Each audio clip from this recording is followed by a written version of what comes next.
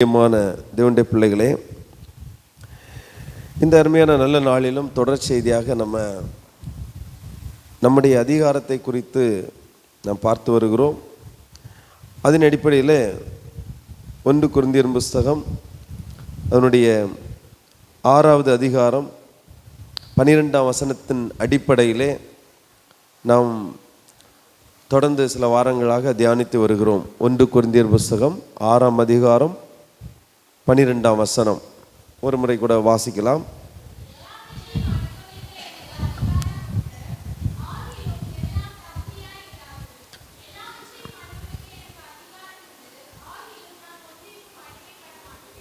ஆம் தேவனுடைய பிள்ளைகளே, இப்போ பவுல் என்ன சொல்ல வருகிறார் அப்படின்னா, எல்லாவற்றையும் அனுபவிக்க எனக்கு அதிகாரம் உண்டு, ஆனால் எல்லாம் எனக்கு தகுதியாகிறாது, அதனால் நான் அனுபவிக்கலை. அப்புறம் எல்லாவற்றையும் அனுபவிக்க எனக்கு அதிகாரம் உண்டு, ஆகில் நான் ஒன்றுக்கும் அடிமைப்பட மாட்டேன். 2 ஸ்டேட்மெண்ட்டை ரொம்ப ஸ்ட்ராங்காக வைத்து அவர் இந்த கொரிந்தியருக்கு அவர் இந்த 6ஆம் அதிகாரத்துலேருந்தே நீங்கள் வாசிக்கும் பொழுது நிறைய விஷயங்களை சொல்லிட்டு வர்றதை பார்க்குறோம். அது உடையாக இருக்கட்டும், உணவாக இருக்கட்டும், வாழ்க்கை முறையாக இருக்கட்டும், எல்லா காரியங்களையும் அவர் தெளிவாக சொல்லி வருகிறார். அதன் அடிப்படையில் நாம் உணவு உடைகளை குறித்து நம்ம பார்த்துட்டு வர்றோம். இதை தொடர்ந்து நம்ம இன்றைக்கி நம்ம பார்க்க போகிறோம்னா, 8வது அதிகாரத்தில் விக்கிரகங்களுக்கு படைக்கப்பட்ட உணவை சாப்பிடலாமா வேண்டாமா, நிறைய பேருக்கு அந்த ஐயங்கள் பிரச்சனைகள் இருக்கும். ஏன்னா நம்ம குடும்பங்களில் பாதி பேர் ஆண்டவரை அறியாதவங்க இருப்பாங்க. நம்ம கிராமம் முற்றிலும் நம்ம சொந்தக்காரங்க இருப்பாங்க. அவங்க குடும்ப கோயில்கள், அந்த கோயில்கள் இந்த கோயில்கள் நிறைய கோயில்கள் வைத்திருப்பாங்க. இப்போ பாசமாக தான் அவங்க கொடுப்பாங்க. சிலர் வேணுக்குன்னே வம்பளுக்கிற கொடுப்பாங்க. இதெல்லாம் புசிக்கலாமா, இது சரியா தவறா அப்படிங்கிறத குறித்து இன்னைக்கு இல்லை, பவுல் வாழ்ந்த நாட்களில் இந்த பிரச்சனை இருந்திருக்கிறது. இன்றைய போல இல்லை. அன்றைக்கு பலியிடுவது அங்கே அன்றைக்கு வாரத்தில் 2-3 முறை பல முறை அங்கே பலியிடுவாங்களாம். அவங்களுடைய பிரதான உணவே மாம்சம்தான்.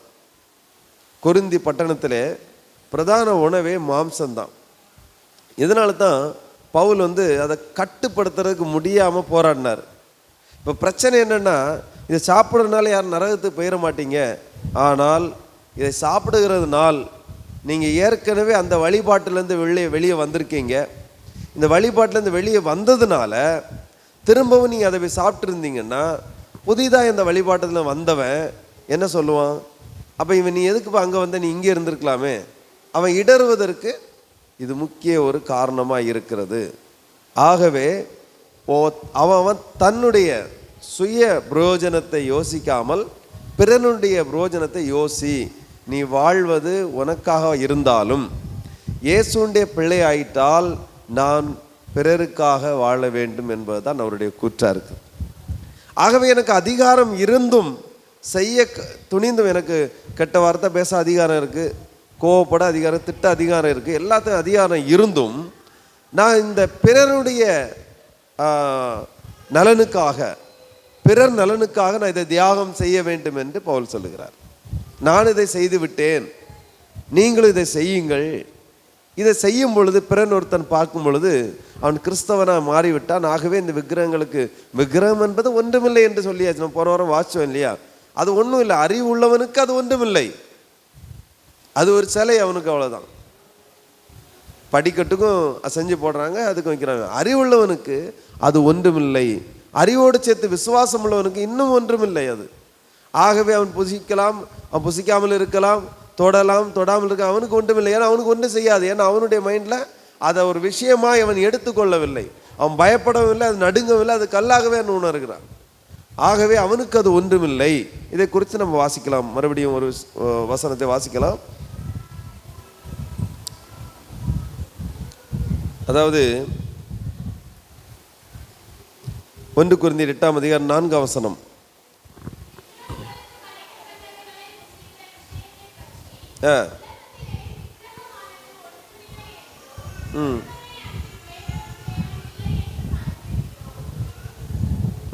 வர பார்த்தீங்கன்னா என்ன சொல்லியிருக்கு அப்படின்னு பார்த்தீங்கன்னா, விக்கிரகங்களுக்கு படைக்கப்பட்டவைகளை புசிக்கிற விஷயத்தை பற்றி உலகத்திலே விக்கிரகமானது ஒன்றுமில்லை என்றும் ஒருவரே அன்றி வேறொரு தேவன் இல்லை என்றும் அறிந்திருக்கிறோம். அப்படின்னா அது ஒரு விஷயம் அல்ல. ஒருவரே அன்றி வேற தேவன் இல்லை என்பது நம்முடைய தெளிவான ஸ்டேட்மெண்ட்டாக இருக்க, இதெல்லாம் விஷயமே இல்லை. ஒருத்தன் கல்லில் செஞ்சு வச்சுருப்பான், ஒருத்தன் வெள்ளியில் செஞ்சு வச்சுருப்பான், ஒருத்தன் பொண்ணில் செஞ்சு வச்சுருப்பான். அதை பற்றி நமக்கு பிரச்சனை இல்லைன்னு சொல்கிறார். அது இருந்துட்டு போட்டும், அதனால் எந்த ஒரு பிரச்சனையும் இல்லை. உங்கள் எதிராளியான பிசாசு விக்கிரகமா இல்லை சாத்தானா? சொல்லுங்க. சாத்தான். நிறைய சொல்லுங்க. உங்கள் எதிராளியான பிசாசு. நிறைய பேர் இந்து கோயிலை போய் சாத்தான்ருவீங்க. அப்படி சொல்லக்கூடாது. அதான் உடனே அவங்களுக்கு கோவம் வரும். யாருக்கு கோவம் வந்துடும்? எங்கள் சாமியை நீங்கள் சாத்தான்னு சொல்லிட்டீங்கன்னு கோவம் வந்துடும். அது சாத்தான் கோயில். அதை மட்டும் சொல்லுங்கள், சாத்தான் கோயில்னு சொல்லுங்கள். அதுக்கு பேர் வச்சுருக்கு. இன்னும் நிறைய பேர்லாம் இருக்குது. அதெல்லாம் வாயிலே சொல்ல முடியாது, அந்த அளவுக்கு இருக்குது. மணி அடித்தான் கோயில், செவிட்டு சாமி இருக்குது. இன்னும் என்னது சுடுகாட்டு இசைக்கமன் இருக்குது, நடுகாட்டு இசைக்கமன் இருக்குது. என்ன பண்ணுறது நம்ம? இதனால் என்ன? ஒரு சர்ச்சில் நான் பிரசங்கம் பண்ணிகிட்டு இருந்தேன். அப்போ ஒரு கதைக்காக நான் என்ன பண்ணேன், பரமசிவம்னு பேசினேன்.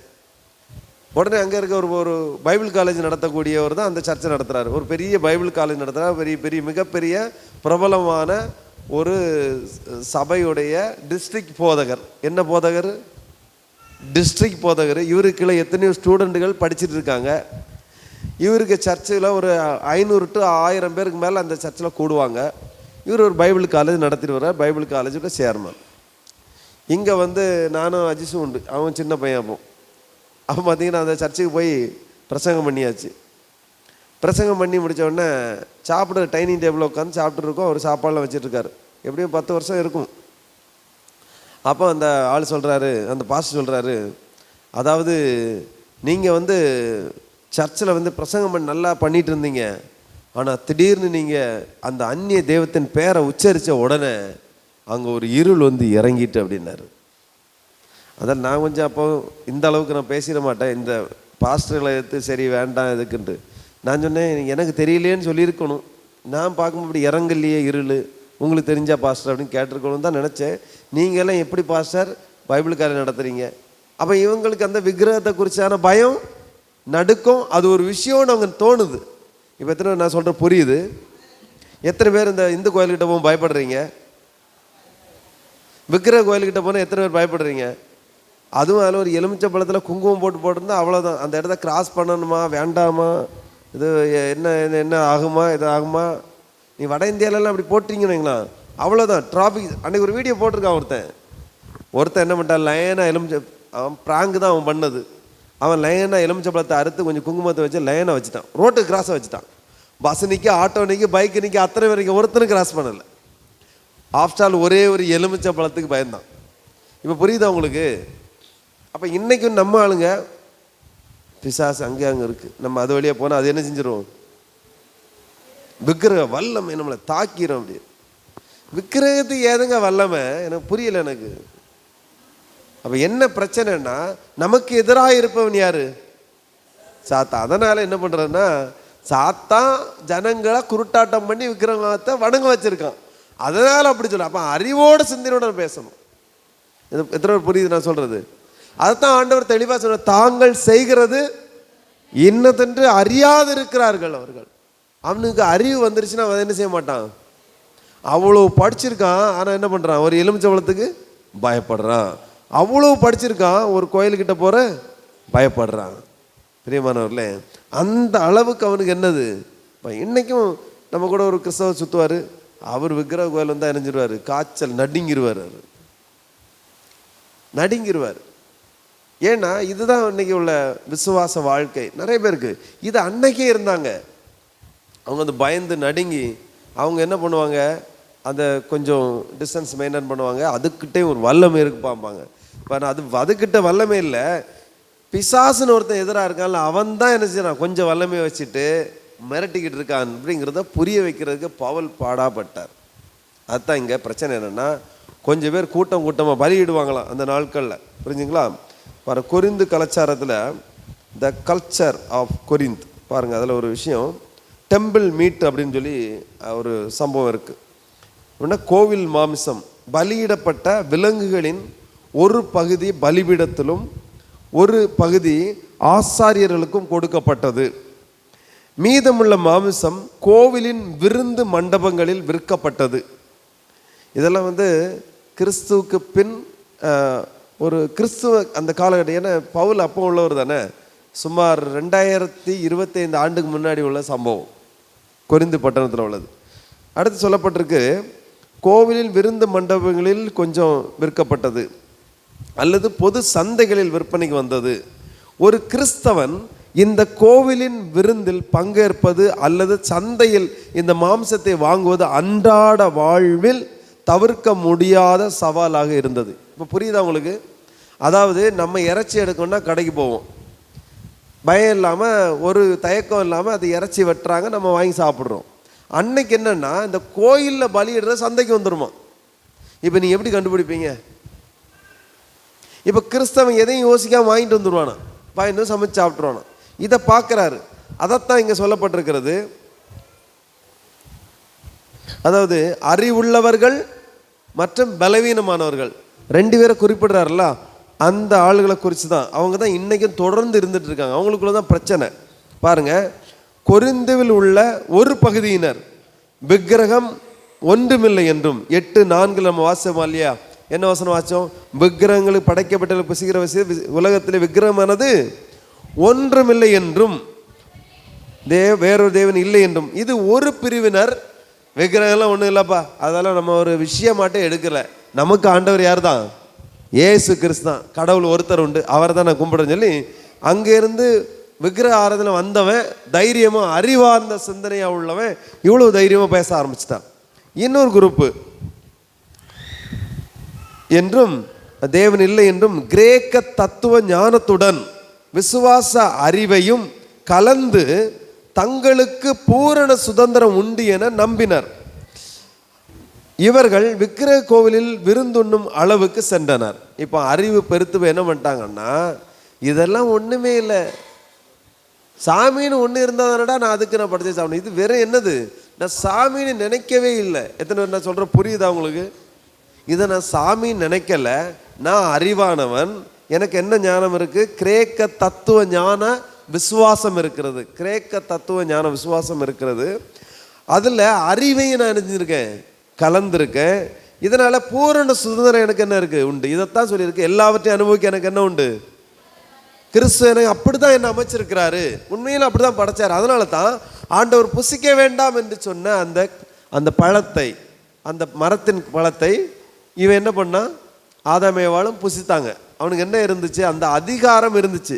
ஆண்டவரே கட்டளையிட்டாரு நீ புசிக்காதன்ட்டு. ஆனால் இவங்க என்ன பண்ணாங்க? சுதந்திரமாக போய் பறித்து புசித்தார்கள். நமக்கு விருப்பமான பொருளை கடையிலே வாங்கி நாம் புசிக்கிறோம். இது நம்முடைய சுதந்திரம். தொடர்ந்து பலவீனமானவன் இவன் என்ன பண்ணிட்டான்? அறிவுள்ளவன், அந்த ஞானம், அந்த கிரேக்க தத்துவ ஞானத்துடன் விசுவாச அறிவையும் கலந்துள்ளவன். அவன் என்ன பண்ணிட்டான்? இதெல்லாம் ஒரு பொருட்டுன்னு சொல்லி பயம் இல்லாமல் தைரியம் வாங்கி சாப்பிட ஆரம்பிச்சான். பலவீனமானவன் இருக்கான். பலவீனமானவன், அறிவில் குறைந்தவன், அவன் என்ன பண்ணுறான்? விக்கிரக ஆராதனையில் இருந்து புதிதாக மதம் மாறிய விசுவாசிகளில் இவர்களில் அடங்குவர். இவங்க தான் பலவீனமானவன். மாம்சத்தை புசிக்கும் போது அது இன்னும் விக்கிரகத்தை ஆராதிப்பதற்கு சமம் என்று அவர்கள் உணர்ந்தார்கள். புரிஞ்சுதா சம்பவம்? இவன் பலவீனமானவன். நம்ம அதுலேருந்து இப்போ தானே வந்தோம். அது ஒன்றுமில்லாத ஒரு விஷயத்தை ஆராதனை செய்து அதற்கு அடிமைப்பட்டு அதற்கு பூஜைகளை செய்து அதைத்தான் கடவுள் என்று நம்பி அடிமையாய் கடந்தோம். அங்கே வெட்டினோம், புசித்தோம், பலியிட்டோம், கடவுளை வணங்கினோம். ஆனால் இப்போ அறிவு, இப்போ ரட்சிக்கப்பட்டு விட்டோம், இயேசுவை ஏற்றுக்கொண்டு விட்டோம். ஆனால் எனக்கு கிரேக்க தத்துவ ஞானம் எனக்கு கிடையாது. இயேசுவே கடவுளுங்கிற ஏற்றுக்கொண்டு வந்துட்டோம். எனக்கு வேற எதுவும் எனக்கு என்ன செய்யாது, தெரியாதுங்க. பொதுவான அறிவு எனக்கு இல்லை. இவன் ஒரு பலவீனன், புதிதாய் வந்த கிறிஸ்துவாசி பலவீனன். இதை இப்படி சொல்லலாம், இத்தனை வருஷம் 5 வருஷம் 10 வருஷம் விசுவாசியாக இருக்கிறவர்களுக்கு இது பொருந்தும். எப்படின்னா, இன்னும் இந்த விக்கிரகம் ஒரு பொருள் என்று எண்ணி பயந்துக்கிட்டு இருக்கவங்க நீங்களும் யார் தான்? இப்போ விசுவாசத்தில் பலவீனர். அதான் போன வார்த்தை சொன்ன, பலவீனர் நீங்க, இன்னும் பலம் இல்லாமல் இருக்கீங்க. அப்படி நீங்கள் இன்னும் தேர்ச்சி பெறல. இதுக்கு தான் பைபிள் வாசிக்கணும்னு சொன்னது. நீங்கள் படிக்கும்போது அந்த பலன் வந்துடும். ஒரு எலுமிச்சம்பழம் பார்த்தா நீங்கள் பயந்து நடுங்கினவங்க இப்போ என்ன பண்ணுவீங்க? ஒரு தட்டு.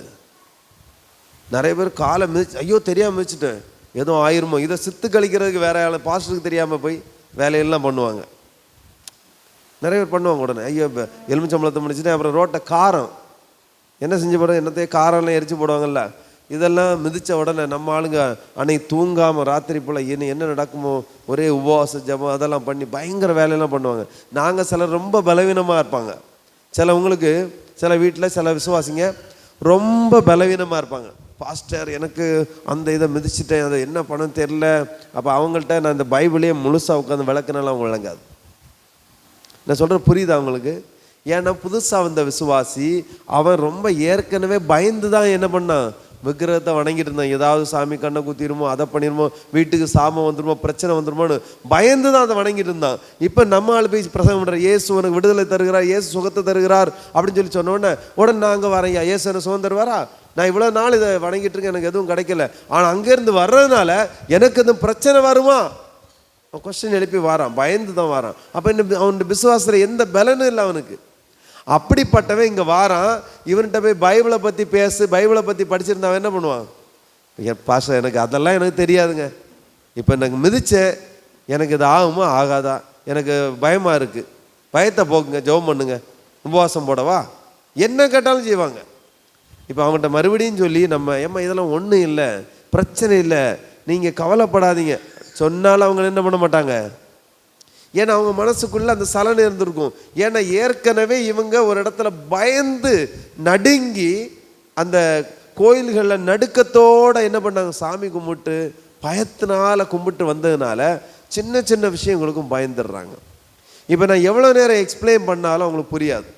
அப்புறம் இவங்களுக்காக இப்போ என்ன பண்ண வேண்டியிருக்கு, ஏசப்பா எலுமிச்சம்பழத்தை என்ன செய்கிறேன், கட்டுகிறேன் ஆண்டவரே, ஹல்லேலூயா, காரத்தை என்ன செய்கிறேன், கட்டுகிறேன் ஆண்டவரே, ஹல்லேலூயா. அப்போ அது அடேங்கப்பா பயங்கர வல்லமையான, சொல்லுங்க, பயங்கர வல்லமையான ஊழியக்காரன் வந்திருக்காரு, அடேங்கப்பா. இனி இவ்வளவு சொல்லலைன்னா அந்த அம்மா இன்னைக்கு நிம்மதியாக செய்யாது, வீட்டில் தூங்கவே செய்யாது.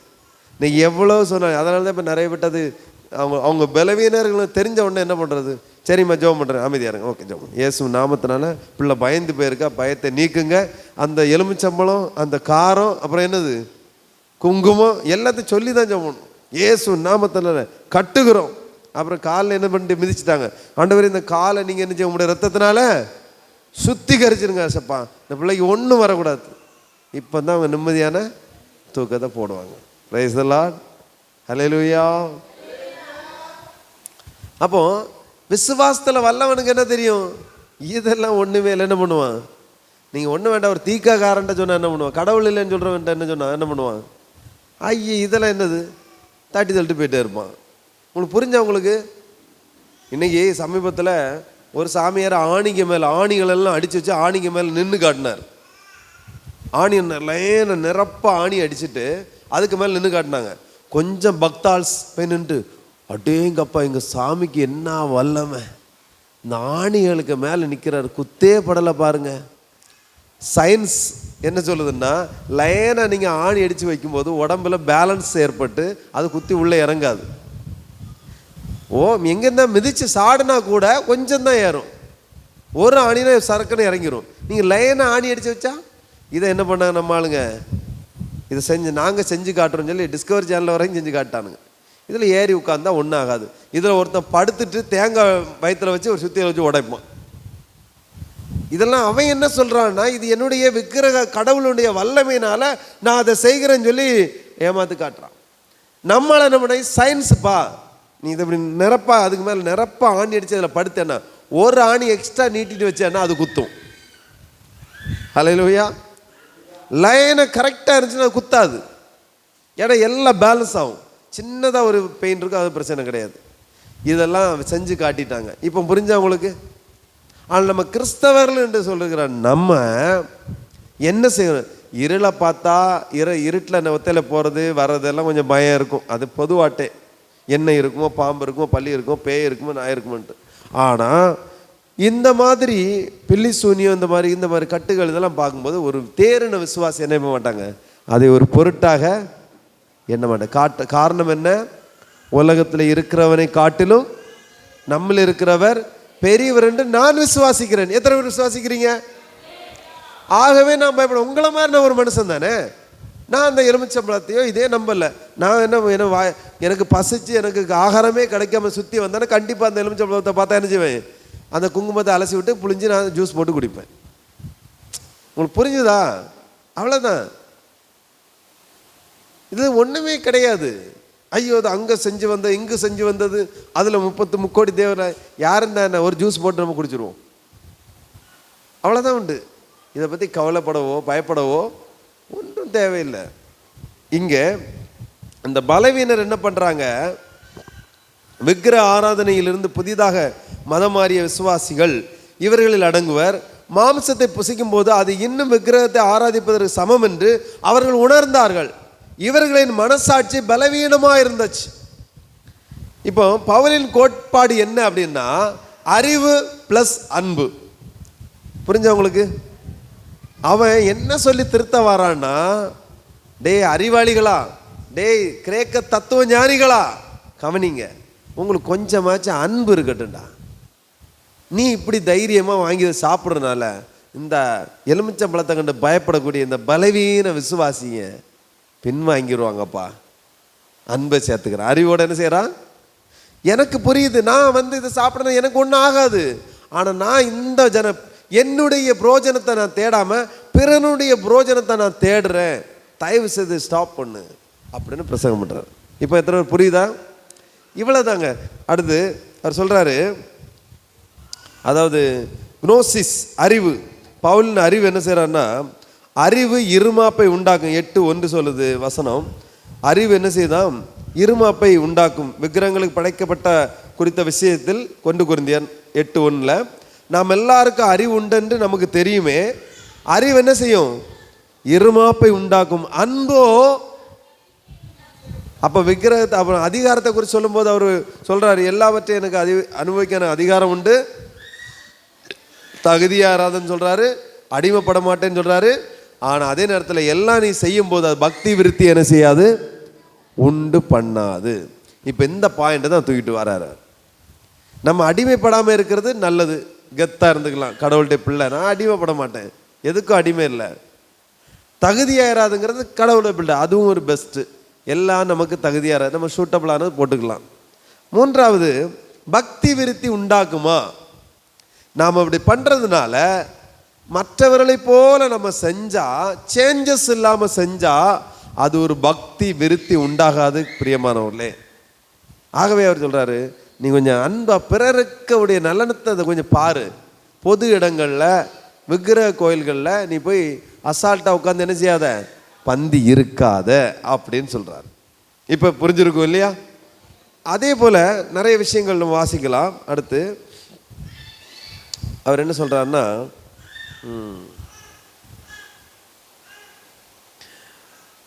அறிவு இருமாப்பை உண்டாக்கும் என்ற வார்த்தையை அங்கீகரிக்கிறார். விக்கிரகங்கள் ஒன்றுமில்லை என்பது உண்மையே, ஆனால் இந்த அறிவை மட்டும் சார்ந்து செயல்படுவது, அதாவது தன் சுதந்திரத்தை மட்டுமே நிலைநாட்டுவது அப்படின்னு சொல்கிறார்.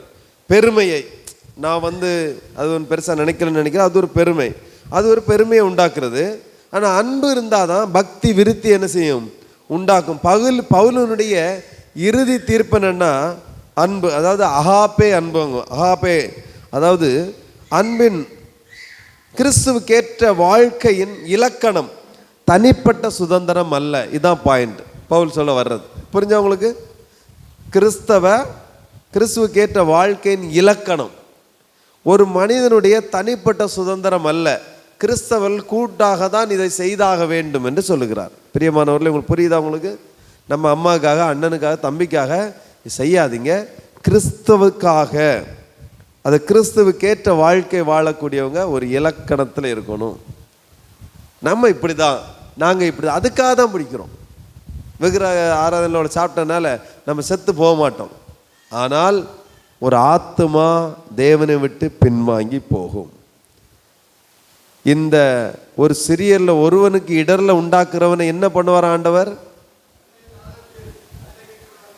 எதுல கல்ல கட்டுவாங்க?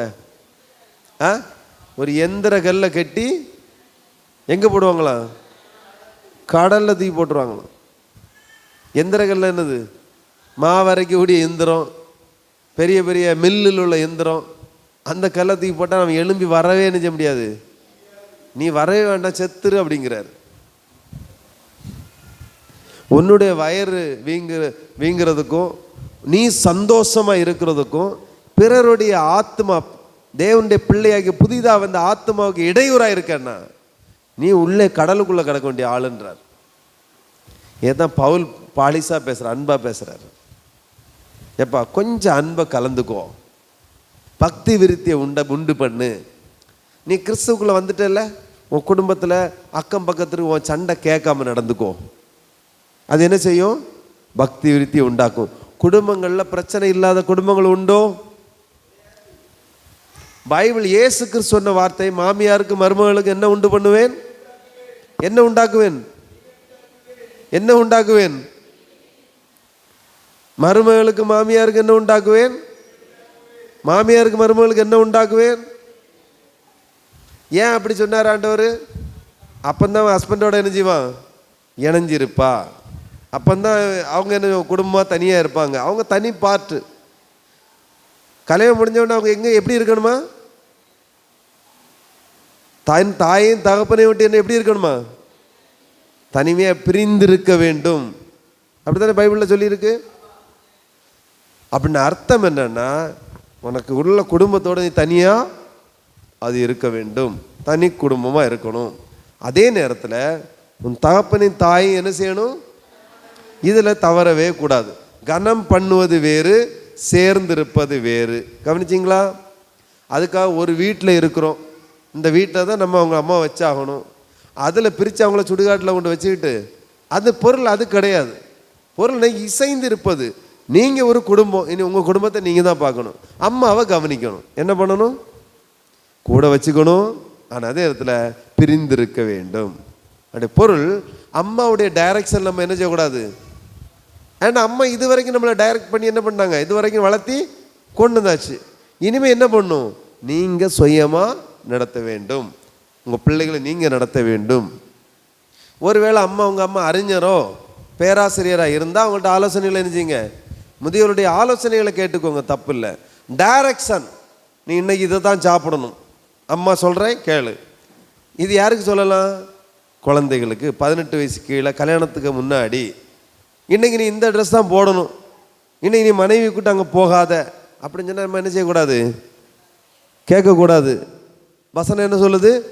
எனக்கு எல்லாவற்றையும் அனுபவிக்க எனக்கு அதிகாரம் இருந்தும் நான் ஒன்றுக்கு என்ன செய்ய மாட்டேன்? அடிமைப்பட மாட்டேன். அப்போ நீங்கள் அம்மா அன்புக்கு என்ன சொல்லக்கூடாது? அம்மாவை சொல்லிட்டாங்க அடிமைப்படக்கூடாது. வசனம் புரிகிறதா? அம்மா உன்னை நேசிக்கிறாம்மா, நீ சாப்பிட்டு என்ன செய், தூங்கு, இல்லைன்னா கூட வா. சொல்கிற மாதிரிலாம் செய்ய முடியாது, எனக்கு வேறு வேலை இருக்குது, நம்ம இன்னும் கொஞ்சம் அங்கே போண்டிருக்கு, எனக்கு இட பக்கம் போட்டிருக்கு, வலை பக்கம் போட்டிருக்கு. நம்ம தவறாக போகும்போது அம்மா அட்வைஸ் பண்ணாத கேட்குறது. நமக்கு அட்வைஸ் கேட்டுக்கோங்க, ஆனால் என்ன செய்யக்கூடாது? டைரக்ட் பண்ணக்கூடாது. அதுதான் தவறு. அதை கேட்டு நம்ம அடிமையாக இருக்கக்கூடாது. நம்ம சுதந்திரமாக இருக்கணும். அதே நேரத்தில் எதுக்கும் அடிமைப்படக்கூடாது. அதுபோல் சுவாதீனமாக நம்ம இருக்கிறோம், அறிவாக இருக்கணும். ஒருவேளை நம்ம அதுவும் சிந்திக்க திறன் இல்லை. சில ஆண்கள் அப்படி இருப்பாங்க, சில பெண்கள் அப்படி இருப்பாங்க. சிந்திக்க திறனே இல்லை. யாராவது ஏக்குனா தான் அவங்க என்ன செய்வாங்க? ஏங்குவாங்க. எந்த பேசிக் அறிவும் இல்லாமல் இருப்பாங்க. பொம்மை மாதிரி அவங்க எது சொன்னாலும் அவங்க சிரிச்சுக்கிட்டு இருப்பாங்க, அவங்களுக்கு ஒன்றுமே தெரியாது. அப்படிப்பட்டவங்களுக்கு நம்ம பெரியவங்க தான் என்ன செய்யணும்? அவங்கள கைட் பண்ணி ஆகணும். மற்றபடி மூளை வளர்ச்சி குறைஞ்சவங்க இருப்பாங்க, ரொம்ப சின்ன குழந்தை மாதிரி நடந்துக்கிட்டு இருப்பாங்க, அது வேற. மற்றபடி பூரண புருஷன் அனுப்புகிற என்ன செய்யணும்? அவங்க கடவுள்கிட்ட ஐடியா கேட்டுட்டு ஆண்டோடைய வழிநடத்தல வெளியே போகணும். அவங்க தான் அம்மாவே என்ன செய்யணும்? நடத்தணும். அம்மா நீங்கள் இதை பண்ணுங்கள், அம்மா அதை பண்ணுங்கள், இதை செய்யுங்க. ஊரில் உள்ளவன் பேச்சை கேட்டு இங்கே சத்தம் போடக்கூடாது, மனைவியும் சத்தம் போடக்கூடாது, அம்மாவும் சத்தம் போடக்கூடாது. ஊரில் உள்ளவன் பேச்சை கேட்டு ஜட்ஜும் பண்ணக்கூடாது. நமக்குன்னு ஒரு என்ன இருக்கணும்? ஒரு அறிவு இருக்கணும். அந்த அறிவை பயன்படுத்தி குடும்பத்தை அழகாக நடத்த வேண்டும். சரி, தொடர்ந்து வாசிக்கலாம். இங்கே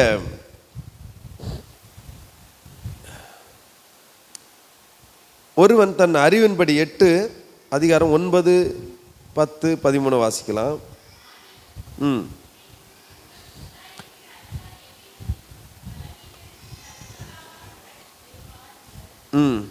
ஆகிலும் இதை குறித்து உங்களுக்கு உண்டாயிருக்கிற 9ஆம் வசனம் 8, 9 உங்களுக்கு உண்டாயிருக்கிற அதிகாரம் எவ்விதத்திலும் பலவீனருக்கு தடுக்கலா இருக்காதபடி பாருங்கள்.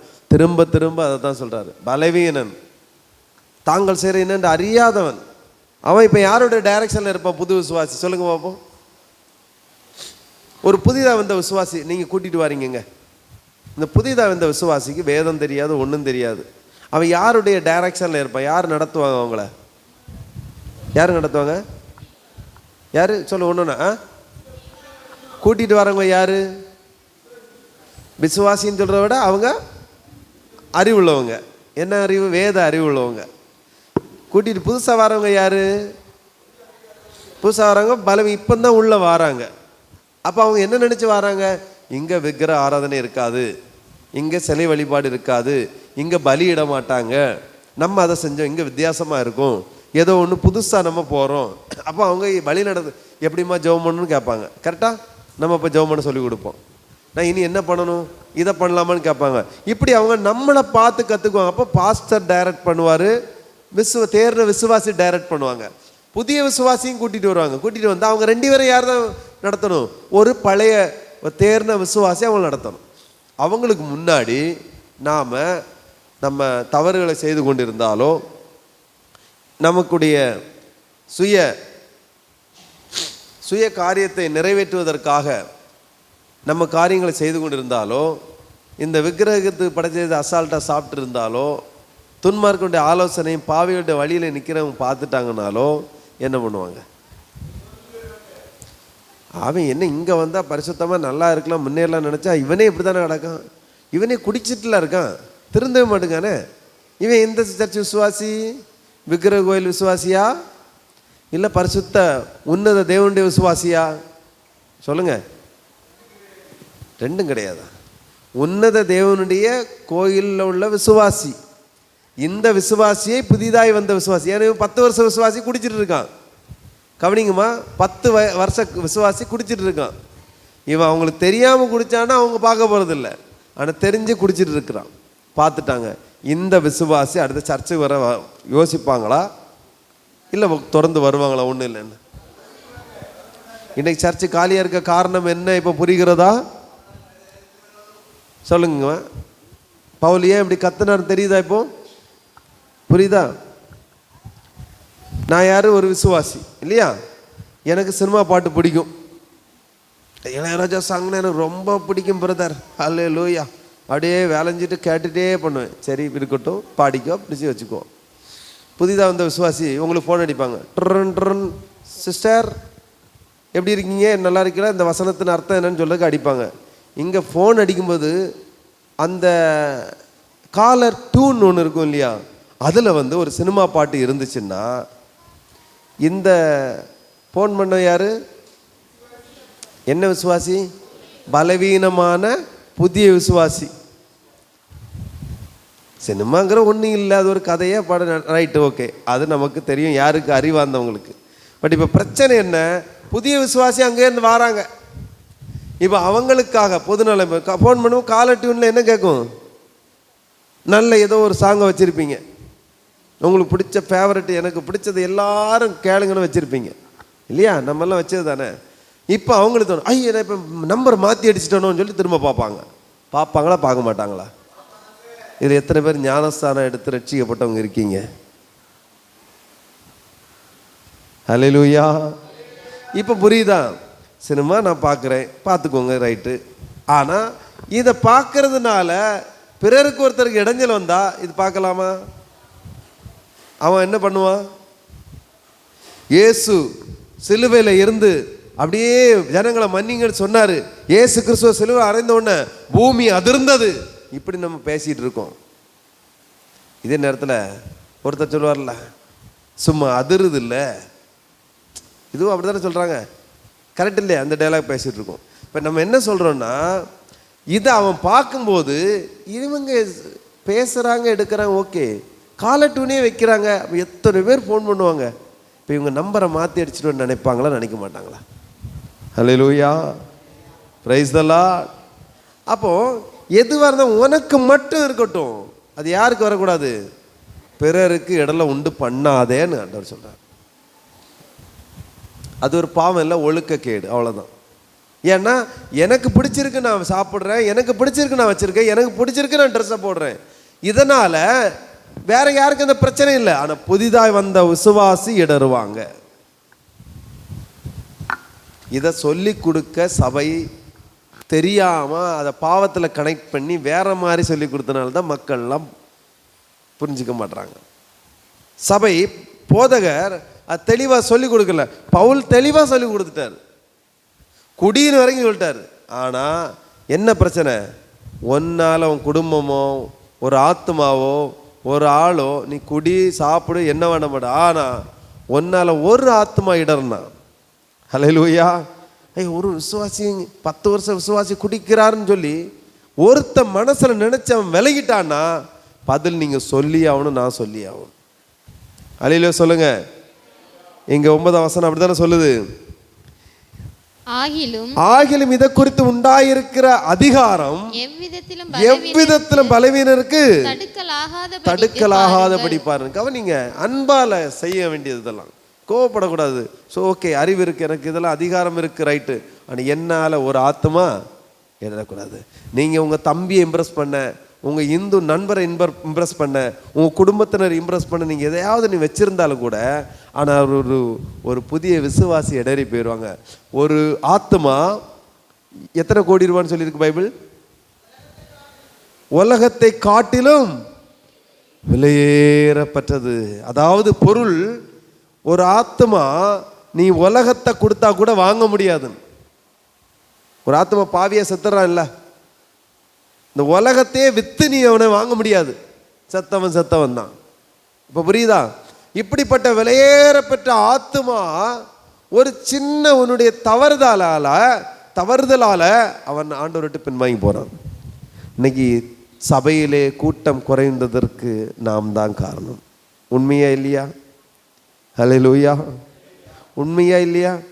வீட்டு சத்தம் வெளியே கேட்கக்கூடாதுன்னு சொல்லுவாங்க. வீட்டில் போடுற சண்டை வெளியே கேட்குது. இதே வீட்டில் கொஞ்சம் முன்னாடி என்னது கேட்டுச்சு? என்ன கேட்டுச்சு? கிறிஸ்தவ பாட்டு அல்லது ஆராதனை ஜெபம். அதுக்கு கொஞ்ச நேரத்தில் என்ன வந்துச்சு? தேவ பிள்ளைகளே, உங்களால் 2 பேர் சர்ச்சுக்கு வர இருந்தவங்க நின்றுட்டாங்களே, என்ன பண்ணுறது? அதை சரி பண்ணணும் மீண்டும். Praise the Lord. 2வது 10ஆம் வசனம். எப்படி எனில் அறிவுள்ளவனாகிய உன்னை விக்கிரக கோவிலிலே பந்தி இருக்க ஒருவன் கண்டால் பலவீனனாய் இருக்கிற அவனுடைய மனசாட்சி விக்கிரகங்களுக்கு படைக்கப்பட்டவைகளை புசிப்பதற்கு துணிவு கொள்ளும் அல்லவா? எவ்வளவுதான் சிம்பிள் விஷயம். விக்கிரகங்களுக்கு ஒன்றும் இல்லை நினைக்கிறவனுக்கு அது ஒரு அஃபெக்ட் இல்லை. அரண்டவன் கண்ணுக்கு இருண்டதெல்லாம் பேய். இப்போ அரளாதவனுக்கு அதெல்லாம் ஒரு நிழல், ஒன்றுமே இல்லை அவனுக்கு. அவன் சாப்பிட்டான். ஆனால் புதிதாய் அரண்டு போயிருப்பான் தெரியுமா? நிழலை பார்த்தா பயம், சருகை பார்த்தா பயம், ஏதோ ஒன்று பார்த்தா பயம், 6 மணிக்கு மேலே வெளியே போக மாட்டான். அப்படிப்பட்டவன் இதை பார்த்துட்டான்னா அண்ணனே உட்காந்து என்ன செய்யறாரு? கட்டுன்னு கட்டிட்டு இருக்காரு. எங்கே உட்காந்துருக்காரு? என்ன கோயிலில்? இந்து கோயில் நான் சொல்லியிருக்கு பைபிளில். சொல்லுங்க என்ன கோயில்னு சொல்லியிருக்கு? சிலை வழிபாட்டுள்ள கோயில். அது கிறிஸ்தவ கோயிலாக தான் பரவாயில்ல. சிலை வழிபாடு எங்கெல்லாம் இருக்கு? ராஜா ஊரில் இருக்கா? அப்போ அது சிலை வழிபாடு தானே. அது என்ன கோயில்? அந்தோனியார் கோயிலா? விக்கிரக கோயில் தானே. அங்கே போய் தொட்டு கும்பிட்டு வணங்கி எத்தனை பேர் பந்தி உட்காந்து சாப்பிட்டீங்க? வேற இங்கே தான் இருக்கா ஃபேமஸ் கோயில்? இருக்குங்களா?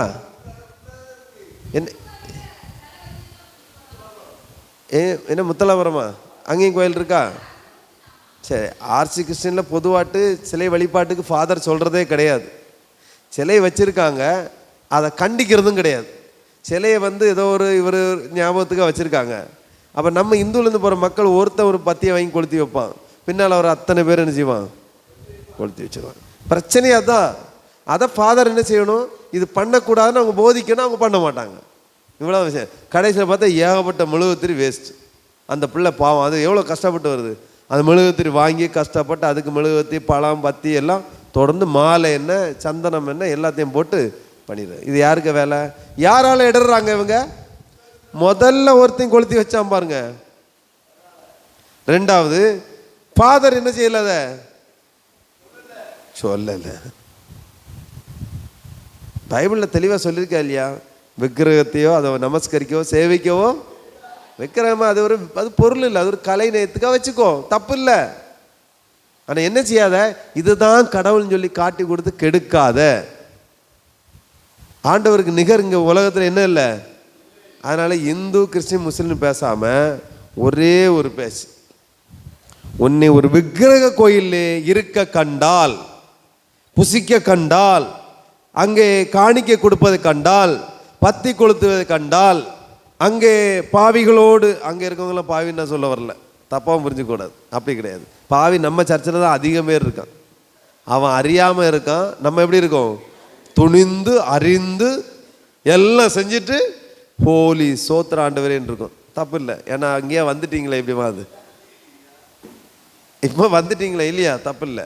ஆனால் என்ன பிரச்சனைனா, விழுந்தாலும் எழுந்தாலும் கிறிஸ்து பாதத்தில் வந்துட்டீங்க, அதனால தப்பு இல்லை, நீங்கள் சீக்கிரமாய் மாற வாய்ப்பு இருக்குது. ஆனால் அதே நேரத்தில் விக்கிரக கோயில் லைனில் இருக்க பார்த்தா, இந்த பிரதர் நேற்றுங்க பாட்டு படிச்சிருந்தார்ல, எங்கே பாட்டு படிச்சிருந்தாரு?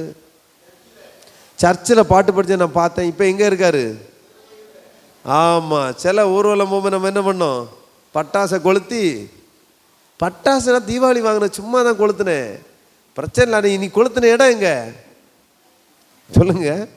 நம்மளும் தான் நியூ இயருக்கு என்ன பண்ணோம், நீ பட்டாசை வாங்கி வச்சது கிறிஸ்மஸுக்காக வாங்கினது ரைட்டு, நீ கொளுத்துன இடம் எங்க? ஏன் கொளுத்துறோம்? பட்டாசு கொளுத்துவது என்ன விஷயம்? செலப்ரேஷன், கொண்டாட்டம். அது எங்க கொளுத்தணும்? ஒரு விக்கிரகத்துக்கு முன்பாக ஆடி பாடி கொளுத்துனா, இங்கே சர்ச்சில் நீ ஆராதனை செய்ததை பலவீன ஒரு விசுவாசி உன்னை கண்டு இருக்கிறான், உன்னை அங்கே பார்க்கும்போது அவன் இடருவானா இடர மாட்டானா? இப்போ நம்ம செய்கிற சரியா தப்பா? தப்பு தானே. இவ்வளோ உங்கள் தீர்ப்பு உங்ககிட்டே விட்டாச்சு. பவுல் அதான் சொல்கிறாரு, இது என்னுடைய ஆலோசனைப்பா, இப்படி செய்யாதீங்க. இது செய்யும் பொழுது புதிய ஆத்துமாக்கள் இடறி போவாங்க, எல்லாம் ஒன்று தான் நினைப்பாங்க. எல்லா மதமும் ஒன்று அல்ல, எல்லாம் ஒன்று இல்லை. அது எப்படி ஒன்றாகும்? சாக்கடை நதியும் நல்ல நதியும் எப்படி ஒன்றாகும்? வித்தியாசம் இருக்கா இல்லையா? இருக்குங்களா இல்லைங்களா? அழுக்கு துணியும் புதிய துணியும் துவைச்ச துணியும் நல்லதா சரி ஒன்றா, ரெண்டு வேற வேறையா?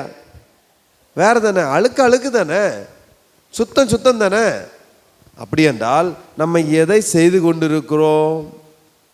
ஒரே ஊற்றுக்கண்ணிலிருந்து தித்திப்பான தண்ணீரும் கசப்பான தண்ணீரும் வரலாமா என்று கேட்கிறார் ஆண்டவர். வரக்கூடாதே.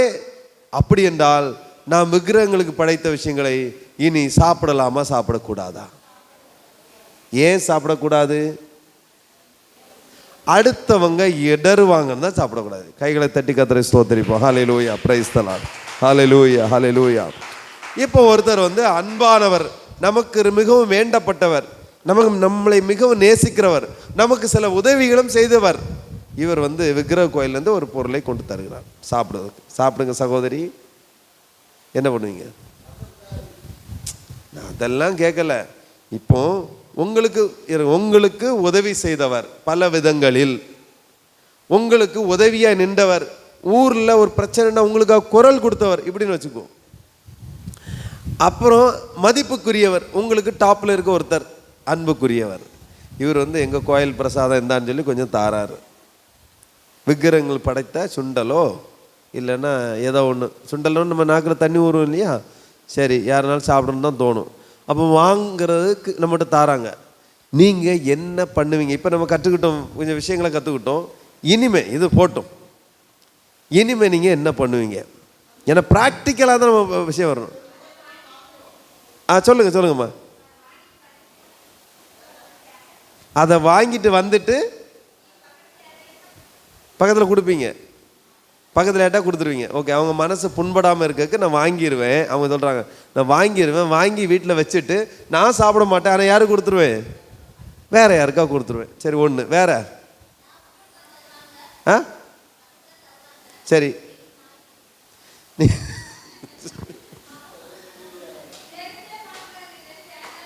சரி போட்டோம். ஸோ நீங்களும் அதே மாதிரி தான். அவங்க மனுஷனுக்கு கொடுப்பாங்க, நீங்கள் இப்படி வச்சுருவீங்க இல்லையா? ரைட்டு. வேற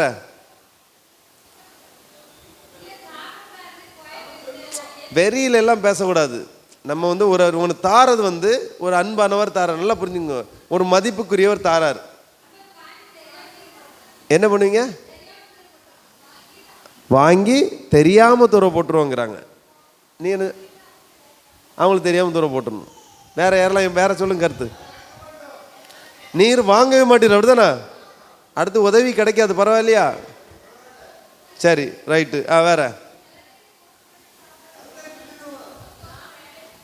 அப்போ ஸ்தோத்திரம் பண்ணி அவர் சிலவங்க ஃபோர்ஸ் பண்ணி நீங்கள் இப்போ சாப்பிடுங்கன்னு சொல்லி சொன்னால் என்ன பண்ணுவீங்க? அவன் ஸ்தோத்திரம் பண்ணி சாப்பிடுவோங்கிறா, நீங்கள் என்ன பண்ணுவீங்க? இல்லை, நான் பைபிளை பேசிட்டு இருக்கேன், இருங்கம்மா இருங்க. சரி, ஓகே, இருக்கட்டும். சரி, நம்பிக்கையோடு சாப்பிட்லாம். இப்போ என்ன சொல்லணும்னா, அவங்க கட்டாயப்படுத்தி நீங்கள் இப்போ இருந்து சாப்பிட்ருங்க, என் முன்னாடி நான் சாப்பிட பார்க்கணும்னு சொல்லி உங்களை கட்டாயப்படுத்துகிறாங்க. அன்புக்குரியவர்கள் தடுக்க முடியாது. இப்போ என்ன செய்வோம்? இப்போ அடுத்த கட்டத்துக்கு வரோம், அடுத்த பரிமாணத்துக்கு நம்ம போக போகிறோம். ஏசப்பா என்ன மன்னிச்சிருங்கன்னு சொல்லி ஸ்தோத்திரம் பண்ணி ரியாலிட்டியை சொல்கிறாங்க. அடுத்து வேற சொல்லுங்க. உங்களுடைய உண்மையிலே மனசில் இருக்கிறத மனம் திறந்து சொல்லணும். ஏன்னா நான் உங்களுக்கு சொல்யூஷன் சொல்லி தருவேன், இனி என்ன பண்ணணும்னு சொல்லி தருவேன். அது முடிஞ்சால் நீங்கள் ட்ரை பண்ணுங்கள். எதுவுமே உங்களுக்கு பெரிய பாவம் இல்லை. ஆனால் ஒழுக்கக்கேடு மற்றவங்க பார்த்தா என்ன செய்வாங்க? வீடியோலாம் எடுத்து உங்களை பதிவு பண்ணி அவங்க காட்டிட்டான்னு வைங்களா, அப்படியே கோயில் பிரசன் சாப்பிட்டாங்களோ என்ன பாரு, அவளே சாப்பிட்ருக்கா, காட்டிட்டா மாட்டிடுவீங்களா? அதனால தான் சொல்கிறேன். சரி சொல்லுங்கள். இப்போ என்ன சோசியல் மீடியா, ஃபேஸ்புக் லைவ் போயிட்டுருக்கும், நம்ம ஆளுகளெல்லாம் அப்படி ஒரு ஃபோட்டோ எடுத்துருவாங்க. டே, இவன் ஆராதனை செய்வன் அங்கே இருக்கான் இல்லையா? சரி சொல்லுங்க. இப்போ அன்புக்குரியவர் நீங்கள் இப்போ சாப்பிடணும், நீங்கள் சாப்பிட்டாதான் நான் போவேன் அப்படின்னு நிற்கிறேன், என்ன பண்ணுவீங்க? ஒன்று ஒன்றா சொல்லுங்க.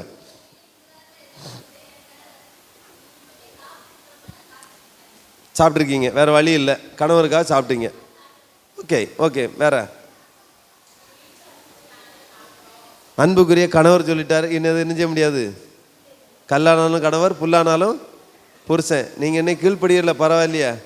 ரைட்டு.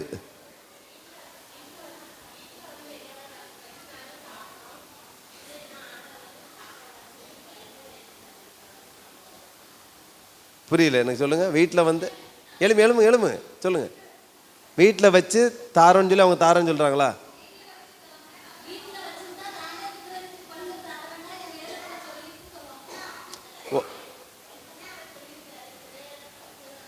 பைபிள் வசனத்தை எக்ஸ்பிளைன் பண்ணி சொல்லி இதை நாங்கள் சாப்பிடக்கூடாதுன்னு அவங்களுக்கு சொல்லுவீங்க. எனக்கு இது வேண்டாம் பிரதர் அப்படி வீட்டில் செஞ்சு கொண்டாங்க, நான் சாப்பிட்றேன், கோயிலில் உள்ளது வேண்டாம் நீங்கள் வசனம் பண்ணி சொல்லுவீங்க. சரி, good, very good, very good. அடுத்து வேற வெளியூருக்கு ஓடிடுவீங்களா கோயில் கூட வந்தா? என்னம்மா இருங்க, அமைதியா இருங்க, மைக்கை கொடுங்களாண்டே.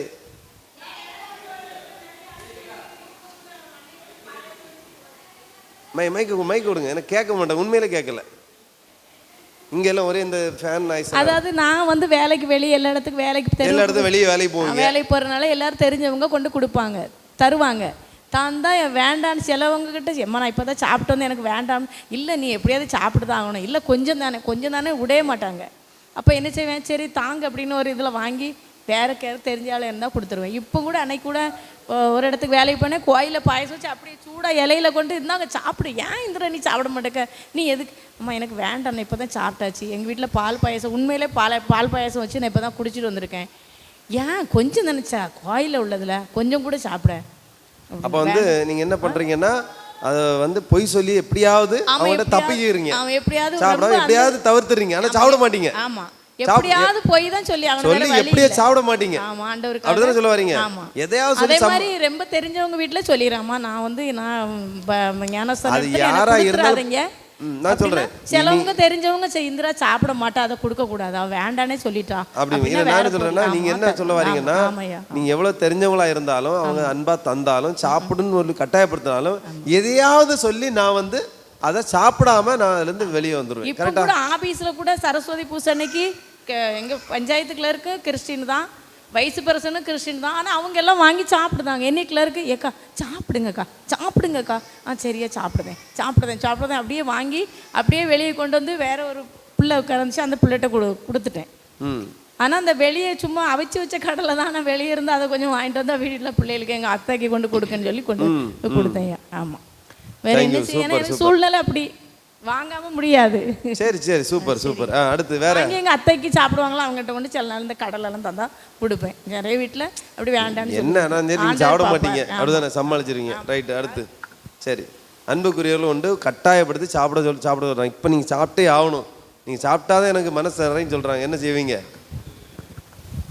நான் ஒருக்கு அது மாதிரி பசங்க மாட்டிக்கிட்டேன். எப்படின்னா, ஒரு உதவி கேட்டு போயிருந்தேன்.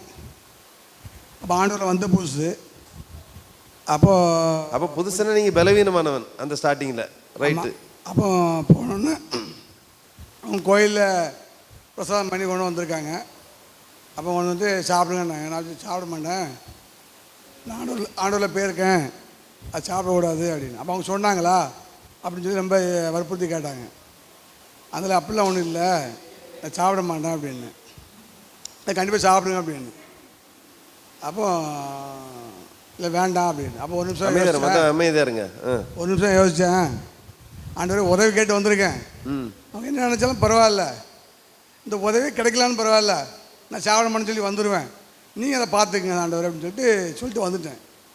வந்தவுடனே அவங்க அப்போ நாளைக்கு பார்த்து சொல்கிறேன், அப்புறம் வீட்டுக்கு வந்துட்டு சாப்பிடாம போகிறீங்களா அப்படின்னு.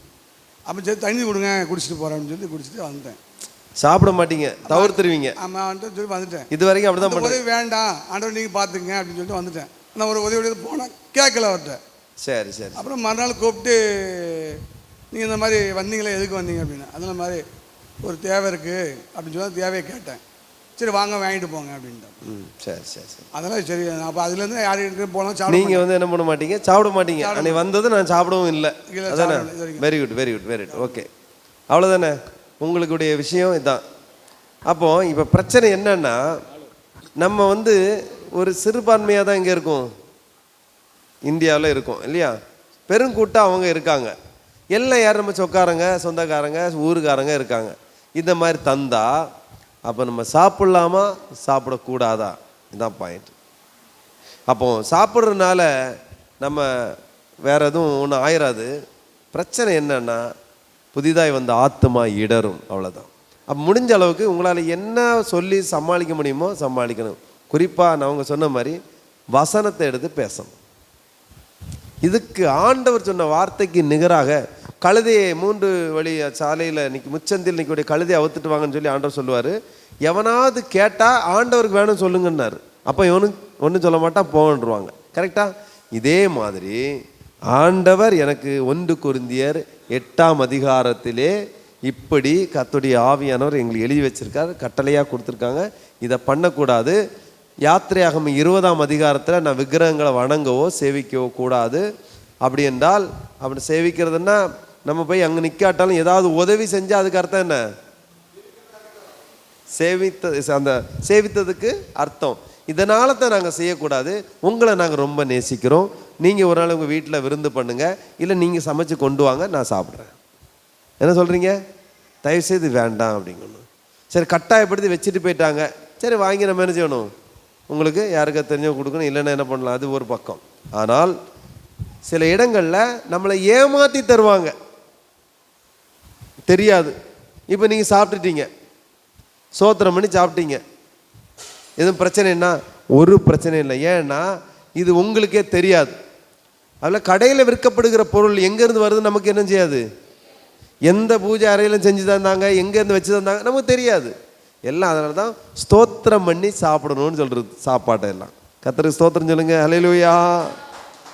எல்லாம் என்ன செய்யும், பரிசுத்தமாக்கப்படும். இதெல்லாம் ஒன்றும் இல்லை.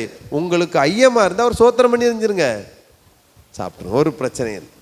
எல்லாவற்றுக்கும் ஸ்தோத்திரம் பண்ணுங்க. சரி, தொடர்ந்து 11ஆம் வசனம். பலவீனமுள்ள சகோதரன் உன் அறிவின் நிமித்தம் கெட்டு போகலாமா? அவனுக்காகவும் கிறிஸ்து மரித்தாரே. இப்ப கான்செப்ட் என்ன அப்படின்னா, பவுல் சொல்ல வேண்டிய கூற்று என்ன அப்படின்னா, நம்மளால ஒரு ஆத்மா என்ன செஞ்சிடக்கூடாது, எடறி போகக்கூடாது. இப்ப விக்கிரகங்களுக்கு படைத்த விஷயத்துல மட்டும் இல்ல, இதுக்கு முன்னாடி என்ன பார்த்தோம், நார்மல் சாப்பாடுல கூட பார்த்தோம் இல்லையா? என்ன சாப்பாடு? நிறைய விதமான நிறைய சிலர் பண்டி சாப்பிடுவாங்க, சிலர் சிக்கன் சாப்பிடும், மட்டன் சாப்பிடும், நிறைய சாப்பாடு. நம்ம எல்லாம் சைவம். நம்ம போன வருஷம் பார்த்து கரெக்டாக சொல்கிறாங்க, சைவம் அசைவம். அப்போ என்ன பிரச்சனை? சைவம் சாப்பிட்றவனே நீங்கள் என்ன செய்யக்கூடாது, திணிக்கக்கூடாது. நீ கட்டாயம் நீ இதை சாப்பிட்டான்னு சொல்லக்கூடாது, கேட்கணும். வேண்டான்னா விட்டுரு. சைவம் சாப்பிட்றோம் யோகிய, நம்ம அயோக்கிய மாதிரி அப்படியே அவங்கள சொல்லக்கூடாது. இவங்களும் அவங்கள சொல்லக்கூடாது, அவங்களும் இவங்கள சொல்லக்கூடாது. அவங்க விருப்பத்தில் அதை விட்டுறணும். அந்த சாப்பாடை நம்ம பார்த்தோம். சைவம் அசைவம் தான் நம்ம போன வாரத்திலலாம் பார்த்தோம். இப்போ இன்னைக்கு பார்க்குறது என்னென்னா விக்கிரக கோயிலில் உள்ள சாப்பாடு. சரி, அடுத்து பார்த்தீங்கன்னா அதான் பிரச்சனையே. நம்மளால சொல்லுவோம் இறைச்சி நல்லதும்மா, இது விவாதமாக இன்றைக்கும் போயிட்டு தானே இருக்குது, அதை விட்டு தள்ளுவோம். இப்போ என்ன பிரச்சனைனா 12ஆம் வசனம். இப்படி சகோதரருக்கு விரோதமாய் பாவம் செய்து பலவீனமுள்ள அவருடைய மனசாட்சியை புண்படுத்துகிறதுனாலே நீங்கள் பாயிண்ட், நோட் த பாயிண்ட். இப்போ தான் விஷயத்துக்கு வரும். இப்போ யாருக்கு, இப்போ நீங்கள் செஞ்சது யாருக்கு இடர்ல பண்ணீங்க? ஒரு சாதாரண ஒரு மனுஷனுக்கு, ஒரு ஆத்மாவுக்கு, ஒரு புதிய விசுவாசிக்கு இடையூறா நீங்க இருந்தீங்க. அது எங்க வந்து முடியுது? எப்படி வந்து முடியுது? கிறிஸ்துவுக்கு விரோதமாய். எதனால? அவனுடைய மனசாட்சியை நீங்க புண்படுத்துறதுனாலே நீங்கள் கிறிஸ்துவுக்கு விரோதமாய் பாவம் செய்கிறீர்கள். இது சாதாரண ஒரு ஒழுக்கக்கேடான செயல். ஆனால் முடிவு எங்க வருது? பாவத்தில் வந்து செஞ்சது. இதனால தான் செய்யாதீங்க. சரி, அடுத்து 13ஆம் வசனம். ஆதலால் போஜனம் என் சகோதரனுக்கு இடர் உண்டாக்கினால் நானும் என் சகோதரனுக்கு இடர் உண்டாகாதபடிக்கு என்றைக்கும் மாம்சம் புசியாதிருப்பேன்.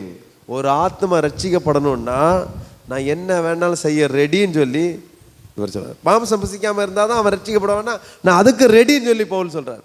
நான் எல்லாத்துக்கும் எல்லாமான அனைவருக்கும் அடிமையானு சொல்லி இன்றைக்கு வாச 9ஆம் அதிகாரத்தை இன்னைக்கு தானிக்க நேரம் இல்லை, அடுத்த வாரம் பார்ப்போம். அதில் கிளியராக சொல்லியிருப்பார் என்னென்ன பண்ணணும். அதெல்லாம் எனக்கு எல்லாம் பண்ண முடியும். நான் பல மொழிகளை படித்தவன், எனக்கு பெருமை பாராட்ட நிறைய உண்டு. ஆனால் எப்படியெல்லாம் அடக்கி உடக்கி நான் அப்படியே போயிட்டுருக்கேன்னா எல்லாரையும் நான் ஆதாயப்படுத்துறதுக்காக அனைவருக்கும் என்ன செஞ்சேன்? அடிமையான கிறிஸ்துவுக்குள் அன்பான நம்மளை எழுந்து நிற்கலாம். ஸோ கண்புக்குரிய பிள்ளைகளே, நாம் அந்த ஆகாரம் புசிப்பதுனாலே, இந்த போஜனம் பண்ணுகிறதுனாலே, இந்த விக்கிரக கோயிலில் உள்ள சாதனங்களை சாப்பிட்றதுனாலே, அங்கே கலந்து கொள்கிறதுனாலேயோ ஒரு ஆத்மாவுக்கு இடல் உண்டாக்கினால் அதை தவிர்த்து விடுங்கள். கிறிஸ்து அதை விரும்பவில்லை, வேதம் அதை விரும்பவில்லை.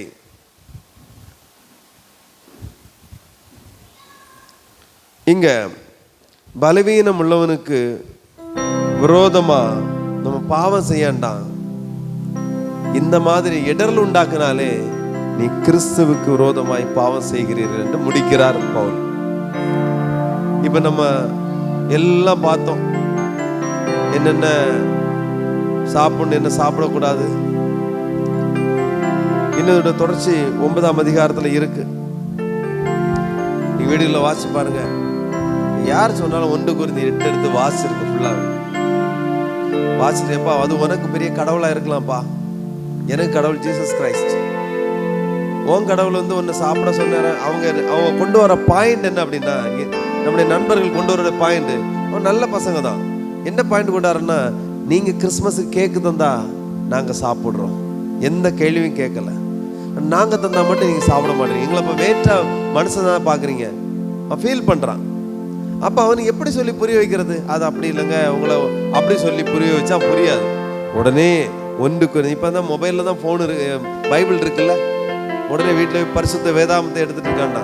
பரிசுத்த வேதாகம் மொபைலில் இருக்குது, டக்குன்னு அதில் ஓப்பன் பண்ணி, பிறகு இந்த ஆப்பை நான் உங்களுக்கு அனுப்புகிறேன், இந்த வாய்ப்பு என்ன நல்ல வாய்ப்பு தானே, இந்த ஆப்பை நான் உங்களுக்கு அனுப்புகிறேன், இந்த அதிகாரத்தை அப்படியே காப்பி பண்ணி பேஸ்ட் பண்ணி வாட்ஸ்அப் போடுங்க, நீ இதை படி. அவன் படிப்பான். அங்கே போட்டு விக்கிரகம் என்று ஒன்றுமில்லை, எங்களுக்கு அது ஒன்றுமில்லை, ஆண்டவருக்கு முன்பாக அது கல், இந்த பூமியில் படைக்கும் மண்ணு கல், அது நீ தெய்வம் வணங்குற, நான் உன்னை குற்றம் சொல்லலை, அது உன்னுடைய நம்பிக்கைப்பா. என்னுடைய ஆண்டவர் சொல்ற அது கல்ன்றாரு, அதை வணங்காதன்றாரு. அதுக்கு ஒரு பேரை வச்சு நீ வணங்குற, அதுக்குன்னு ஒரு படையில வச்சு அதை என்ன சாப்பிட சொல்ற, அதை திங்காத சொல்ல, அதை சாப்பிடக்கூட, சாப்பிட்டா நான் ஒரு கடவுளை அவமதிப்பதாகும். நீ ஒரு இந்து நண்பனா முஸ்லீம் நண்பனா இருந்தால் உன் வீட்டில் சமைச்சு எனக்கு கொண்டு வர, நான் சாப்பிடுகிறேன், நான் உன்னை வெறுக்கவே இல்லை, நான் உன் வீட்டுக்கு நான் வரேன். நான் கேக்கு தரேன்னா எங்க ஆண்டவர் சாப்பிடக்கூடாது, விக்கிரகங்களை படைச்சதை சாப்பிடக்கூடாதுன்னு சொல்லியிருக்காரு தவிர ஒரு இந்து நண்பனோ முஸ்லீம் நண்பனோட வீட்டில் உள்ள சாப்பாடு சாப்பிடணும்னு சொல்லவே இல்லை, அவனோட பழகக்கூடாதுன்னு சொல்லவே இல்லை. எங்க ஆண்டவர் கொடுக்க சொல்லி இருக்கிறார். ஹல்லேலூயா, கொடுக்க சொல்லி இருக்கிறார். ஆக கொடுக்கிறேன், சாப்பிடு. இது உங்க ஆண்டவர். உங்க ஆண்டவர் உங்களுக்கு தீட்டுன்னு சொன்னா நீ அதை வாங்க வேண்டாம். உங்க ஆண்டவர் தான் தீட்டு சொல்லலையே, அவங்க ஆண்டவர் தீட்டு சொல்லல. ஆகவே அன்புக்குரியவர்களே, ஈஸியா நம்ம தப்பலாம், அவங்க மனசும் புண்படாதபடி நடந்துக்கலாம். அங்க போய் நின்று அது சாத்தம் அது இதெல்லாம் சொல்லக்கூடாது. ஹல்லேலூயா. அதனால ஆத்மாவை இழக்க தான் செய்வீங்களே தவிர பழிச்சு சொல்லக்கூடாது. உங்களுக்குள்ள நீங்க பேசிக்கிறீங்க, எடுத்துக்கிறீங்க, ஜோக் அடிச்சுக்கிறீங்க, ஆனா பொது இடத்துல பழிச்சே பேசக்கூடாது. அவன் ஒரு அபார நம்பிக்கை வச்சிருக்கான் அதுக்கு மேல. அவன் ஒரு நாள் என்ன செய்வான் புரிஞ்சுக்குவான், நீங்களும் நானும் எப்படி விக்கிரகத்தை வணங்கிட்டு இருந்தோம், இப்ப நம்ம எப்படி அந்த அறிவு கிடைச்சு நம்ம அதுல இருந்து வெளியே வந்திருக்கிறோம். அவனுக்கு டைம் எடுக்கும், அவனுக்காக ஜெபிச்சுக்கிட்டே இருக்கணும். ஒன்னே ஒன்று சொல்ல, தாங்கள் செய்கிறது என்னன்னு அறியாமல் இருக்கிறது. ஆகவே இதைத்தான் சொல்லும். சின்ன பிள்ளைங்க ஸ்கூல்ல எல்லாம் சண்டை போட்டுக்குவாங்க, உன் சாமி பெருசா ஏன் சாமி பெருசான்னு. பிள்ளைகளும் என்ன செய்யக்கூடாது, அதை பத்தி பேசவே கூடாது. எங்க ஆண்டவர் அன்பானவர், உங்க ஆண்டவர் எப்படி அன்பானவரா சண்டை போடுறவரா நீ பார்த்து சொல்லு. எங்க ஆண்டவர் இப்படிப்பட்ட வசனங்களை வச்சிருக்காரு, உங்க ஆண்டவர் வசனத்தை காட்டு. ஆரோக்கியமான விவாதங்களை என்ன செய்யலாம், செய்யலாம். ஆகவே எந்த ஒரு கெட்ட வார்த்தையோ, எந்த ஒரு பழியோ, எந்த ஒரு அசிங்கமான வார்த்தைகளோ பேசக்கூடாது. இது கிறிஸ்தவர்களுக்கு அழகே கிடையாது. நம்ம என்ன பண்ணினாலும் தேவனுடைய நாம மகிமைக்காக பண்ண. ஹல்லேலூயா. நம்ம நடக்கையும் காரியங்களை பார்த்துட்டு அப்படியே என்ன செய்வாங்க, அடேங்க அப்பா இவங்க கும்பிடுறது இல்லையா உண்மையான தெய்வம் அப்படி சொல்லி அவங்க வருவாங்க. இதை செய்கையில வாழ்ந்து காட்ட வேண்டும். வாயில பேசலாம், திட்டலாம், அது ரொம்ப ஈஸி. அது சரியில்லை, அது மோசம் சொல்லலாம். வாழ்க்கை வாழ்றது ரொம்ப கஷ்டம். அது என்ன செய்வோமா, கண்களை மூடி ஜெபிப்போம். எல்லாவற்றையும் அனுபவிக்க அதிகாரம் உண்டு, எல்லாம் தகுதியாயிராது. எல்லாவற்றையும் அனுபவிக்க எனக்கு அதிகாரம் உண்டு. ஒன்றுக்கு அடிமைப்பட மாட்டேன், ஒன்றும் பக்தி விருத்தியை உண்டு பண்ண. கண்களை மூடி எல்லாரும் ஸ்தோத்திரம் பண்ணுவோம். ஸ்தோத்திரம் ஸ்தோத்திரம் ஸ்தோத்திரம் ஸ்தோத்திரம் ஸ்தோத்திரம். பரிசுத்தரையை துதிக்கிறோம், ஸ்தோத்திரிக்கிறோம் ஆண்டவரே. ஹல்லேலூயா ஹல்லேலூயா ஹல்லேலூயா ஹல்லேலூயா ஹல்லேலூயா. ஸ்தோத்திரம். எல்லா கண்களை மூடி சில நிமிடங்கள் கர்த்தரை ஸ்தோத்திரம் பண்ணலாம். ஸ்தோத்திரம் ஸ்தோத்திரம் ஸ்தோத்திரம் ஸ்தோத்திரம் ஸ்தோத்திரம் ஸ்தோத்திரம் ஸ்தோத்திரம் ஸ்தோத்திரம் ஸ்தோத்திரம் பண்ணுங்க, மேல ஸ்தோத்திரம் பண்ணுங்க. ஆண்டவரே உமக்கு நன்றி நன்றி, உம்முடைய வேத வார்த்தைக்காக நன்றி, 1 கொரிந்தியர் புத்தகத்துக்காக நன்றி, கேட்ட வார்த்தைகளுக்காக நன்றி. சொல்லுங்க ஆண்டவரே ஸ்தோத்திரம் ஸ்தோத்திரம் ஸ்தோத்திரம் ஸ்தோத்திரம். Thank you Jesus. ஆண்டவரே உமக்கு நன்றி அப்பா. ஆண்டவரே நான் எந்த செஞ்சாரு, என்னுடைய ஃபோன், என்னுடைய எந்த காரியங்களா இருந்தாலும் சரி அப்பா, உண்மை மகிமைப்படுத்திட்டே இருக்கணும்ப்பா. எத்தனை பேர் இன்னைக்கு ஆண்டவரத்தில் ஒப்பு கொடுக்குறீங்க? இனி நான் எல்லா காரியத்திலையும் ஆண்டவரை மகிமைப்படுத்திட்டே இருப்பேன். என் உலக வேர்ல்டு ஹீரோ, உலகத்தை படைத்த நாயகனுக்கு ஸ்டேட்டஸ் வைப்பான்ப்பா. ஹல்லேலூயா வைப்பேன். எத்தனை பேர் சொல்றீங்க? என் இயேசுவுக்காக, என் இயேசுவை நான் மகிமைப்படுத்துவேன், இயேசுவை பிரதிபலிப்படுத்துவேன். என்னுடைய வாழ்க்கையில எல்லா இடத்துலையும் எந்த இடத்துலையும் நான் இயேசுவை விட்டு கொடுக்க மாட்டேன். இன்னொரு விசுவாசி அந்த ஒரு விசுவாசியே அந்த சினிமா பாட்டு போட்டு அதை பண்றான், அதனால நான் பண்ணுவேன், நான் பண்ண மாட்டேன், நான் தேர்ன விசுவாசியா இருப்பேன். எத்தனை பேர் சொல்றீங்க? எத்தனை பேர் இயேசுவுக்காக நிக்க ரெடியா இருக்கீங்க? ஹல்லேலூயா. சின்ன சின்ன விஷயங்கள்ல நம்ம இயேசுவுக்கு சந்தோஷத்தை கொண்டு வர எத்தனை பேர் முன் வரீங்க? ஹல்லேலூயா. அது உனக்கு மட்டும் இருக்கட்டும், எதுனாலும் சரி. ஹல்லேலூயா ஹல்லேலூயா ஹல்லேலூயா. Thank you Jesus. Thank you Jesus. ஏன்னா ஆண்டவர் எப்படிப்பட்டவர்னா, நம்ம பாடணும்ல பாட்டு, நீங்கள் என்னை தெரிந்து கொள்ளவில்லை, நான் உங்களை தெரிந்து கொண்டேன். யோவான் 15:1 சொல்லப்பட்டிருக்கு இல்லையா? நீங்கள் என்ன தெரிஞ்சு கொள்ளல, நான் உங்களை தெரிஞ்சு கொண்டேன். எதற்கு? உங்கள் கனி நிலைத்திருப்பதற்கும் நீங்கள் கனி கொடுப்பதற்கும் நான் தெரிஞ்சு கொண்டேன். அல்லேலூயா. அதனால்தான் 100 பேரை தேடி நீங்க போகல, தொலைந்து போன என்ன தேடி வந்தீங்க. 100 பேரை தேடி நீங்க போகல, கைகளை தட்டி. தொலைந்து போன என்ன தேடி வந்தீங்க.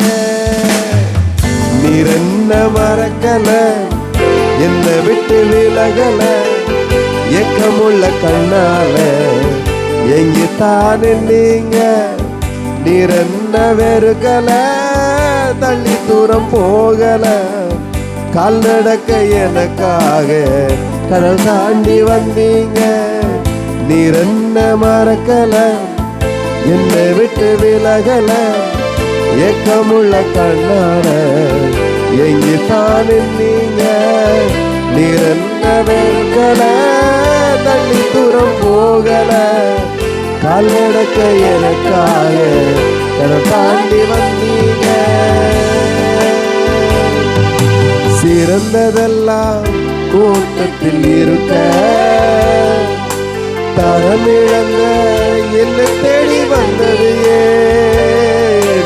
சிறந்ததெல்லாம் கூட்டத்தில் இருக்க, தரமிழந்த என்ன தேடி வந்தது ஏன்? என்ன தேடுவத நீங்க நிறுத்தல, உங்க அன்புக்கு ஒரு எல்லை இல்லை. என்ன தேடுவத நீங்க நிறுத்தல, உங்க அன்புக்கு ஒரு எல்லை இல்லை. புதிய துவக்கம் எனக்கு தந்தீங்க, உங்க தோளின் மீது சுமந்து வந்தீங்க. நீர் என்ன வெறுக்கல, என்னை விட்டு விலகல, ஏக்கமுள்ள கண்ணால எங்கித்தான் நீங்க. நீர் என்ன வெறுக்கல, தள்ளி தூரம் போகல, கால் நடக்க எனக்காக கடல் தாண்டி வந்தீங்க. நீர் என்ன மறக்கல, என்னை விட்டு விலகல, ஏக்கமுள்ள எங்கித்தான் நீங்க. நீர் என்ன வெறுக்கல, தள்ளி தூரம் போகல, கால் நடக்க எனக்காக கடல் தாண்டி வந்தீங்க. கல்லெறியும் கூட்டத்தின் முன்னே என் ஆதரவாய் நின்றவர் நீ.